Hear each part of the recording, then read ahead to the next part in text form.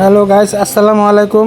আকানিয়া প্রাথমিক বিদ্যালয় থেকে একটি বাচ্চার স্বর্ণের জিনিস নিয়ে একটি মহিলা পালিয়ে যাওয়ার সময় ওই স্কুলের একজন লোক দেখতে পায়।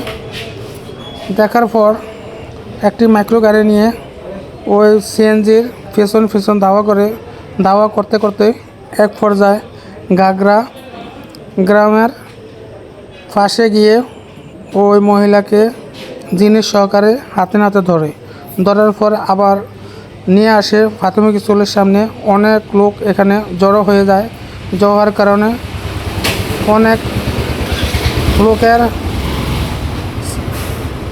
হাঙ্গামা শুরু হয়। এই পর্যায়ে গ্রামের নেতাকর্মীরা থানার মধ্যে জানালে উক্ত থানা থেকে কিছু পুলিশ এসে ওই মহিলাকে উদ্ধার করে। হয়তোবা এই মহিলার উপরে অনেক কিছু করতে পারত, যেহেতু এরা জনগণের মজলিস, এখানে অনেক বড় ধরনের ক্ষতি করতে পারত। মহিলার কেউ কিছু না করে থানায় যোগাযোগ করার পর পুলিশ এসে তাকে নিয়ে যায়।